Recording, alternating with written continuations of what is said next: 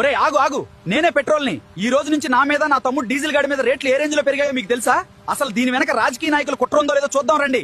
ఈ రోజు నుంచి నా మీద లీటర్ కి 3 రూపాయలు, ఆ డీజిల్ గాడి మీద 3 రూపాయలు ఒకేసారి బాధేశారు. ఇంటర్నేషనల్ మార్కెట్ లో నా రేట్లు బాహుబలి కలెక్షన్స్ లా దూసుకుపోతున్నాయి.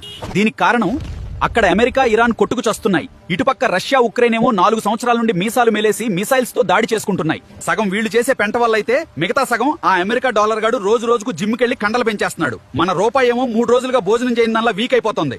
ఇక మిగతా సగం పెంట మీదే. ఇంట్లో పెళ్ళం ఏవండి కొత్తిమీర అయిపోయింది అనగానే 10 రూపాయల కొత్తిమీర కట్ట కోసం 100 రూపాయల పెట్రోల్ బొక్కబెట్టి ఊరంతా బలాదూర్లా తిరిగి వస్తారు.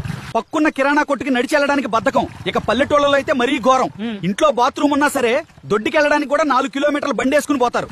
మీరు పెట్రోల్ ఎంత ఎక్కువ తగలేస్తే పక్క దేశాలకు అంత ఎక్కువ డబ్బు పోసి ఆయిల్ కొనాలి. ఇక నా రేటు పెరిగిందంటే చాలు, పిల్లాడి డైపర్ నుంచి మీ డ్రాయర్ దాకా అన్ని రేట్లు అంబానీ ఆస్తిలా పెరిగిపోతాయి. మీరు రోజుకి 1/2 లీటర్ పెట్రోల్ ఆదా చేస్తే దేశవ్యాప్తంగా రోజుకు 625 కోట్లు సేవ్ అవుతాయి. దాంతో ఫారిన్ ఆయిల్ బిల్లులు తగ్గి మన రూపాయి బలపడి రేట్లు